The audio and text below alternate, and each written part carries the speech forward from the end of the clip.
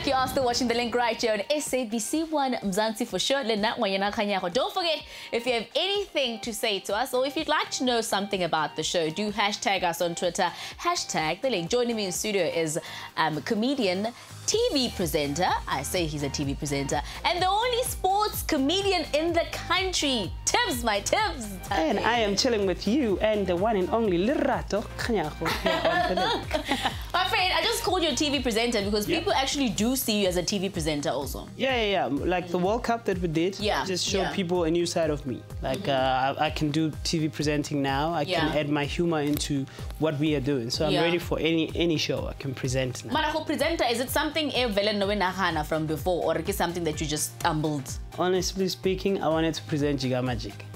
I wanted to be that guy, be like, So I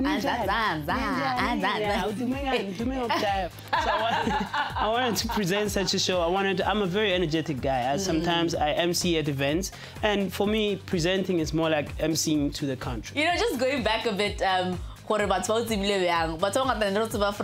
Taxi Ride. Taxi Ride, and that guy with the hot legs, tell me about, actually, let's talk about that clip that you did.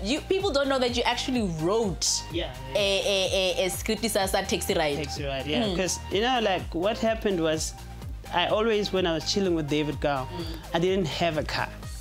And I always had stories for days about what was happening in the taxi. From home to that guy. David kept on saying, dude, just put that on paper. Put that on paper. But then there came a time when it's like, listen, I've been given this thing to can come up with movies. Yeah. How far are you with that story? I was like, okay. Then I sat down, wrote it down, but I just wrote the story, you know, like story fellas still. So then he brought in some people who can do like turn it into a screenplay. He directed, edited, whatever. Then boom, we had a movie. But as to what I was saying in the movie, I didn't write. So I just woke up and I was like, you know what? Cameras don't cut. Let's go. What's your first show? My first ever stand-up comedy show, I've never done stand-up before until I got to So You Think You're Funny. I entered the competition. My first time I was on stage was on the competition. And how was that? It was, the thing is, if you see me off set, off whatever, and me by myself, I'm very quiet. I like to keep quiet and just look at people. Then, when I get on stage, it's my only time to can explain myself. So, I have things running in my head that I want to tell people. So, when I got on the stage, I was like, boom, let me tell you. So I enjoyed myself. That's when I remember the joke that caught everyone's attention on So You Think You're Funny was when I was talking about rappers.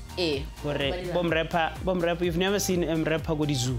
Rappers don't know animals. They only know 3 animals: dog, cat, and chick. They can even make a sentence out of it like, yo, dog, that cat stole my chick, man. I know that joke alone was... People remembered that joke, and then from then on, I started doing clubs in Pretoria and Murulasan. That's what kickstarted my career on stage. Then after that, I started thinking, hey, dude, think global. Yeah. I'm starting to write jokes about anything. And one thing I also, know about you now is that, he's probably the only comedian that I know that's so professional. I have never met a comedian as professional as you. I mean, you are on time for everything. You know, you listen. How important is that? I am.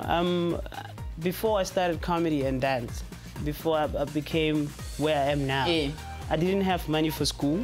I couldn't take myself to affordable places to can get an education and whatever. Then when this came, I decided this is my break. If I mess this up, I'm gonna mess my future. So I don't want to be at some corner and say life was good. So this is my bread and butter. So I have to take it out there, and to mess up is to disappoint a lot of people. Just moving away from comedy, you also have like a sense of style. I know you collect sneakers. I know you collect hats. But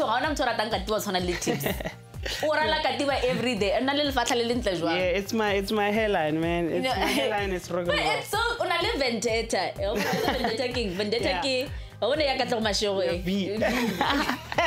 I have a strange hairline, but it's not. I'm not ashamed of myself. I sometimes go without hats and everything, but yeah, I like hats because sometimes my eyesight is not the best anymore. Dude, you always remember when I had it's not the best anymore. So I'm wearing hats just in case the sun is messing with me. But I'm very comfortable with it. So it's not a fashion thing, or you know, it's a trademark or like a diva. No, I just like hats. I like hats. I like caps. They look good. But nice one, of course. Congratulations with everything. You're doing really, really well, my friend. All right, so that is Tips. To make sure that you follow him on Instagram, Tips Shampoo, or on Twitter, Tips and Tones, if you want to do any bookings or inquiries. But right now, though, it's time for us to go to the beauty box.